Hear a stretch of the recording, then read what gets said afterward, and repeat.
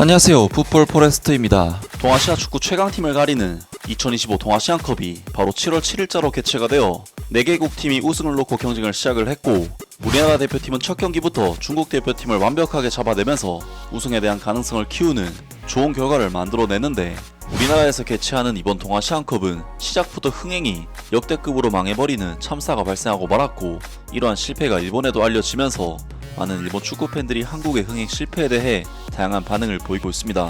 바로 어제자로 EAFF 이번 챔피언십 동아시안컵이 개최가 되었고, 우리나라 대표팀이 개최국으로서 개막전 경기를 치르면서 대회가 시작이 되었습니다.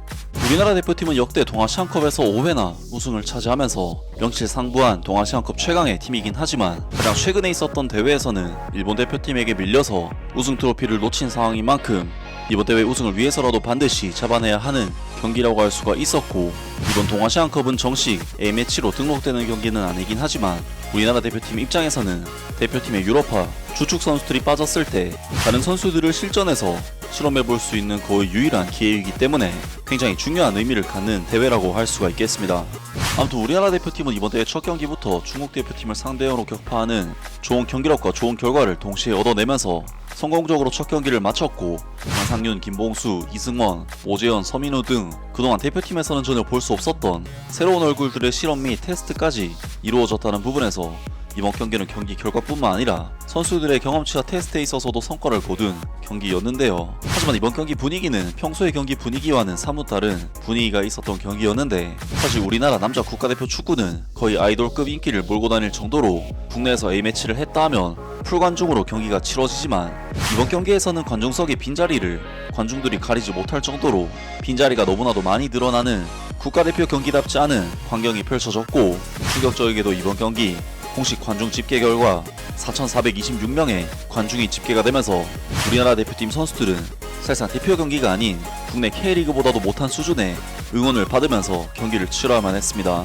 이번 대회는 우리나라가 개최국이고 개최국 경기라는 점 때문에 더더욱 충격적인 결과라고 할 수가 있는데, 물론 동아시안컵이 유럽파 슈퍼스타들의 이탈로 인해 상대적으로 인기가 없는 대회라고는 하지만, 자료를 보시다시피 동아시안컵은 거의 매 대회마다 평균 1만 명 이상의 관중 동원력은 발휘가 됐었고, 특히 개최국 경기에서는 당연히 더더욱 많은 관중들이 동원이 되어 경기장을 가득 메웠었기 때문에 이번 4,226명의 성과는 이때까지의 동아시안컵 관중 집계에서도 타국 경기들보다도 관중이 딸릴 정도의 성과를 거둔 만큼 충격적인 결과가 아닐 수가 없겠습니다. 특히나 이번 동아시안컵은 경기장 대관부터 시즌을 치르고 있는 K리그 클럽인 수원 삼성의 클럽하우스와 경기장을 강제적으로 착출하려고 하는 등 대회 준비 과정부터 굉장히 잡음이 많았던 대회였는데, 그래서인지 국내 축구 팬들로부터 전혀 호응을 얻지 못한 그들만의 리그가 되고 말았는데요. 이번 대회에 참가하는 일본의 야후 재팬에서도 이번 동아시안컵의 충격적인 관중 숫자에 대해 보도를 했습니다. 홍명보 감독이 이끄는 한국 대표팀이 쾌승을 했지만 관중석은 다소 썰렁했다. 한국에서 열리고 있는 이번 챔피언십은 7월 7일 한국 대표팀이 중국 대표팀과 개막전을 치렀다.